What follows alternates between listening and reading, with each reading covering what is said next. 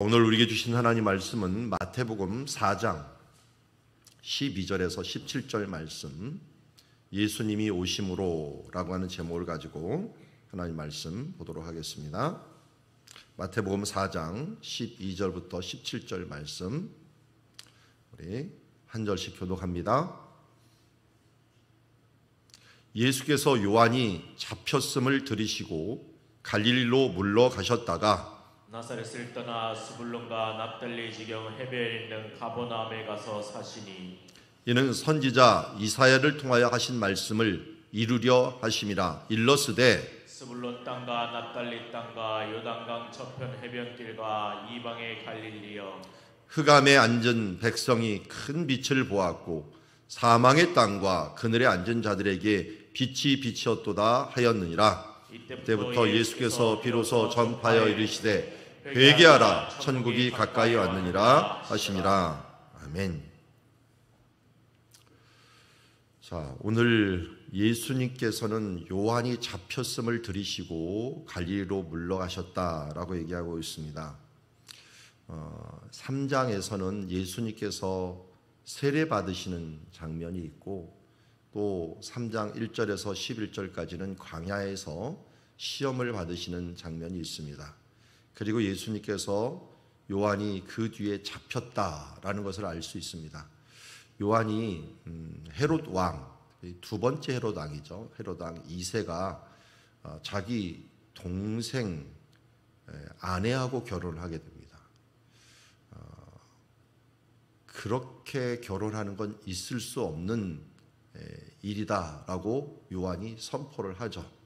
다른 사람들도 그런 걸 알았습니다. 그렇지만 권력이 무서워서 그것을 말을 못하고 있었는데, 요한이 지나가는데 대놓고서 이 이야기를 하면서 결국 잡히게 됩니다. 잡혀서 한 요새, 마켈루스 요새라고 하는 곳으로 잡혀갔는데, 그때 그 말씀을 들으시고 예수님께서 갈릴리로 물러가십니다. 갈릴리로 가셨다는 것은 그 전에 요한복음에 보면은 요단강 근처에서 예수님도 세례를 주고 있었는데, 이제 물러가셔서 어디에 있었느냐? 나사렛을 떠나 스불론과 납달리 지경 해변에 있는 가버나움에 가서 사셨다. 원래 앞에 지도를 보면은 나사렛은 스불론 땅에 있습니다. 스불론 땅의 나사렛, 납달리 땅의 가버나움이 됩니다. 그런데 성경 본면에는 좀 혼동이 되게 돼 있어요. 스불론과 납달리 지경은 가운데 몰아놓고 앞에다가 나사렛을 떠나 이렇게 넣는데, 이게 그냥 이렇게 돼 있기 때문에 문자 번역을 해서 그런 거고요. 우리가 쉽게 얘기하려면 스불론 지경의 나사렛을 떠나 납달리 지경 해변에 있는 가버나움에 가서 사시니, 이것도 해변이라기보다는 호숫가죠. 그런데 이스라엘 사람은 해변과 바다와 호수가 구별되지 않았기 때문에 그냥 해변이라고 있는 말을 썼기 때문에 납달리 지경 갈릴리 호수에 있는 가버나움에 가서 사셨다라고 얘기합니다. 그런데 가셔서 갈릴리에 가셔갖고 거기서 사시고 거기서 말씀을 전하는 게 14절에 보니까 선지자 이사야를 통하여 하신 말씀을 이루려 하심이다라고 합니다. 예수님이 하신 일들은 말씀을 이루려 하심이다라고 얘기하고 있어요. 그러니까 예수님이 움직이고 또 예수님이 하신 행동들은 그냥 하는 것이 아니라 이미 예언되었던 말씀들을 이루려고 하는 것입니다. 세례 요한은 예수님이 오실 것을 준비하면서 그것이 또 광야에서 외치는 자의 소리가 이사야가 예언하였던 그 부분들을 이루려 하심이라고 얘기를 하고 있어요. 그래서 이사야에서 40장을 이루려는 것이고, 또 이번엔 예수님께서 갈릴리에 사시는 것들도 말씀을 이루려 하신 거고, 예수님께서 십자가에 잡히시기 전에 겟세마네 동산에서도 베드로가 말구의 길을 자르고 막 반항을 하면서 예수님을 지키려 하자, 이렇게 너희가 하면은 성경에서 이렇게 되리라 하신 말씀을 어떻게 이루겠느냐라고 하면서, 예수님은 태어나서 나사렛 사람이라 일컬음이라, 또 이 헤롯에게 또 쫓겨가면서 거기에서 예레미야의 그 라마에서 슬피 우는 소리가 있어 하면서 예수님의 태어남부터 죽으시기까지 모든 행적들이 바로 예수님이 말씀을 이루려는 삶을 살아내셨다라는 것입니다. 오늘도 우리가 마찬가지입니다. 우리가 하나님의 말씀들을 가지고 사는 것들은 작은 예수로서 말씀을 이루는 삶을 살아가는 것입니다. 예수님이 누구든지 자기 십자가를 지고 나를 따르지 않는 자는 내 제자가 될 수 없다라고 말하면 우리도 나에게 주어진 십자가를 지고 그 길을 가는 것입니다. 갈 때 어떻게 되는 거예요? 말씀을 이루는 것이죠.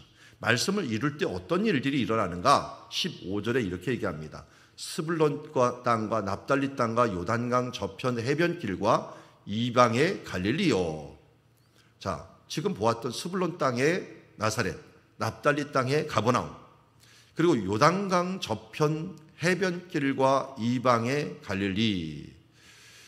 이 해변길이 있다라고 얘기합니다. 해변길, 그리고 이방의 갈릴리라고 얘기합니다. 이방의 해변길과 이방의 갈릴리, 그러니까 갈릴리를 이방의 갈릴리라고 했어요. 그러니까 그 당시에 이미 갈릴리가 이방의 갈릴리가 돼버렸어요. 왜냐하면 갈릴리 주변으로 지금 므낫세 지역, 갓 지역, 아셀 지역 이런 쪽이 다 이방들이 살았습니다. 이 므낫세 쪽은 이미 수리아 사람들이 살고 있었고, 아셀 지파 쪽은 이 베니게 사람들이 살고 있었고, 므낫세 지파 쪽은 사마리아 사람들이 살고 있었고, 갓 지파가 있었던 그쪽은 데가볼리라고 하는 이방인 도시들이 서게 되었어요. 그래서 납달리, 스불론, 이사갈 이 지역은 모두 이 갈릴리라고 칭해졌던 지역인데, 이 갈릴리라고 칭해졌던 지역들은 모두 이방인들에게 둘러싸여 있는 그런 지역이었다라는 걸 알 수가 있습니다. 그래서 이사야서 9장 1절에 예언했던 것대로 그대로 지금 인용을 하고 있는데, 이곳을 이방의 갈릴리라고 흑암의 백성, 흑암에 앉은 백성, 그리고 사망의 땅, 그늘에 앉은 자, 이런 것을 보면은 이 당시 이사야가 예언할 때 굉장히 힘들었던 것 같아요. 왜냐하면 이사야가 예언할 때가 바로 주전 700년경이었거든요. 700년경. 근데 700년경에는 아수르가 쳐들어와 갖고, 아수르, 이 디글랏 빌레셀이라고도 하고 불이라고도 하는 그 왕이 여기를 거의 3번이나 쳤어요. 3번. 계속 원정을 하면서 짓밟은 땅이 갈릴리예요. 그러다가 이제 므낫세 근처에 있었던 사마리아가 무너지면서 완전히 무너졌는데, 제일 많이 당하고 제일 많이 짓밟혔던 땅이 납달리가 스불론 땅이에요. 왜냐하면 여기에 해변길이 지나기 때문에 그렇습니다. 해변길 군사도로가 지나가고, 무역도로이지만 군사도로가 지나갔고 맨날 짓밟히다 보니까 흑암에 행하던 백성, 그리고 사망의 그늘진 땅, 그리고 그늘에 앉은 자, 이런 표현들을 쓰는 것들이 바로 이 당시에 이 지역의 특징이었다는 것을 알 수 있습니다. 그런데 우리가 잊지 말할 것은 이곳에 무엇이 비쳤어요? 큰 빛을 보았고 그들에게 큰 빛이 비추었도다라고 얘기합니다. 그 큰 빛이 누구였어요? 빛이 이 땅에 오매라고 하는 표현들을 요한복음 1장에 쓰는 것처럼 큰 빛은 당연히 예수 그리스도입니다. 예수님이 이 말씀을 이루려고 가장 힘든 땅에 가서 사역을 하신 것입니다.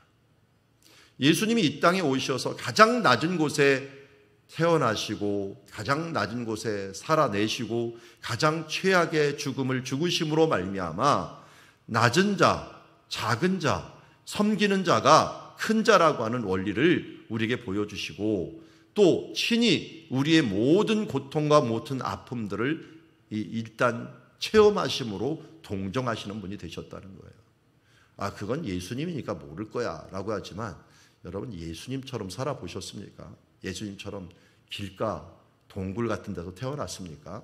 아니면 예수님처럼 40일을 굶어봤습니까? 예수님처럼 십자가에 죽는 고통을 억울하게 받아봤습니까?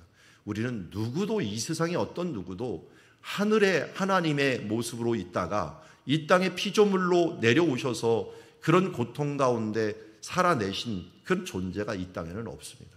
예수님께서는 그 모든 것들을 다 이루고 또 체험하심으로 말미암아 우리의 모든 것들을 체험하여서, 옛날엔 체휼이라고 했는데요, 이제 동정이라는 말로 번역했더라고요. 우리와 함께 이 동감하는, 동정하는 그 모든 부분들을 아시기에 우리의 기도를, 또 우리의 삶을 모두 주님 앞에 아랠 때 주님께서는 그것을 모두 알고 하나님 보좌 앞에서 우리를 대신해서 기도해 주시고, 우리를 대신해서 우리가 알지 못하는 그 감정까지도 하나님께 기도하십니다. 심지어 하나님께서 우리에게 그리스도의 영 성령님을 각 사람들에게 보내주셔서 우리가 말할 수 없는 탄식으로 뭐라고 기도할 수도 없을 때 주님께서는 우리의 마음, 성령님을 아시는 하나님께서 성령님과 함께 동감하셔서 우리를 위하여 기도해 주시는 분이시다.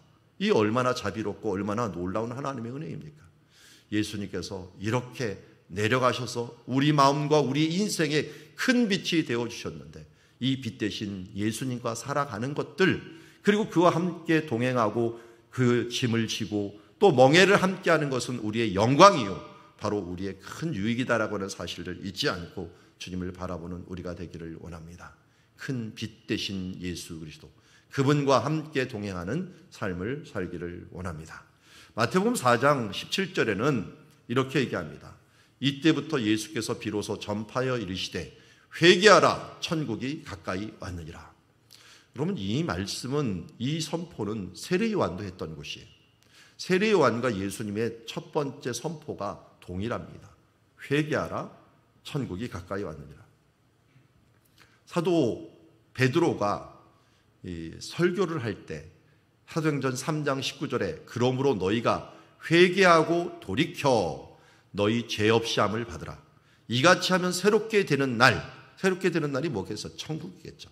하나님이 통치하시고 하나님께서 다스리는 그런 나라, 그런 날이 주 앞으로부터 이를 것이요 또 주께서 너희를 위하여 예정하신 그리스도 곧 예수를 보내서 너희 가운데 통치자가 되어오시며 너희를 회개하고 돌이키는 자들에게 천국의 삶을 맛보게 하신다는 것입니다. 환난 가운데서도 평안할 수 있다. 고통 중에서도 기뻐할 수 있다. 이런 것들은 우리가 세상에서 맛볼 수 없는 평안입니다. 그런데 예수님께서 우리 가운데 오시면, 회개하고 돌이켜 우리가 주님께로 가면 주님도 우리에게로 와서 우리가 하나님의 천국을 이룰 수 있다는 것입니다. 욥기서 42장 10절에서 욥이 그의 친구들을 위하여 기도할 때 여호와께서 욥의 곤경을 돌이키시고 여호와께서 욥에게 이전의 소유보다 갑절이나 주셨습니다. 친구들을 위하여 기도할 때 두 가지 반응이 있어요. 우리가 그 앞에는 안 읽었지만 친구들도 회복되고요, 욥의 곤경도 회복됩니다. 여러분, 기도는 헛되이 떨어지는 일이 없습니다. 기도가 누군가 안 받으면 나한테 옵니다. 나한테 와서 어떻게 보면 욥처럼 공경이 해결이 돼요. 이상하게 욥이 자기 자신을 위하여 기도한 게 아니라 다른 사람을 위하여 기도했는데 다른 사람의 문제도 해결되면서 자동적으로 자기 문제도 해결이 되는 모습을 보게 됩니다. 이것이 기도의 신비입니다. 우리가 중보기도를 통하여 이제 성탄절을 위해서 기도하고 나가지만 사실 이 기도는 다른 사람을 위해서 기도하는 것 같지만 결국은 합력하여서 나도 회복이 되고 나에게 가장 선한 길을 이끕니다. 전도는 바로 그런 것입니다. 전도를 위해서 기도하며 나아갈 때 그 사람들이 받지 않을 때는 내가 받지만 그 사람이 받아갖고 회복되면 또한 나도 회복되는 역사들이 함께 일어난다는 것을 우리가 알고 이 원수를 사랑하면서 기도하며 회개하라 천국이 가까웠느니라. 나부터 회개하고 또 나부터 하나님께 돌이켜 나아갈 때 내 안에 예수 그리스도를 통하여 천국이 이루어지고 또 다른 사람들도 회복되는 하나님의 역사가 있어지는 줄 믿습니다. 자, 말씀을 정리합니다. 예수님이 이 땅에 오셨습니다. 오심으로 하신 일이 무엇이냐? 말씀을 이루는 것이었습니다. 그가 하신 모든 일들은 말씀을 이루는 것처럼 우리 또한 이 땅에서 하나님의 말씀을 이루어내는 삶을 살아가기를 원합니다. 예수님이 이 땅에 오심으로 어둠 가운데 큰 빛을 비추었습니다. 이제 그 빛 대신 예수님께서 우리 마음에 와 계시고 우리와 함께 계십니다. 그러므로 우리도 어떻게 살아야 됩니까? 빛과 소금된 삶을, 우리의 빛을 사람들 앞에 비춰 너희의 착한 행실로 하나님께 영광을 돌리게 하라고 하는 말씀대로 하나님의 영광을 돌리는 주의 자녀들이 되기를 원합니다. 이제 예수님이 오심으로 회개하라 천국이 가까웠느니라 말씀하였습니다. 우리가 주 안에서 회개하고 천국을 이루어내는 삶을 살아가기를 원합니다. 그래서 나도 예수 그리스도를 모심으로 천국이요, 너도 예수 그리스도를 모심으로 천국은 바로 확장되어야 됩니다. 모든 사람이, 예수 믿는 사람이 이곳저곳 많아질 때 바로 천국이 확장되는 것입니다. 최근에 천국이 확장되는 게 아니라 줄어드는 것을 본다면 여러분, 나라가 줄어든다고 생각을 해보십시오. 독도 하나를 우리는 안 뺏기고 그것을 뺏는 사람들을 향하여 얼마나 분노하고 있습니까?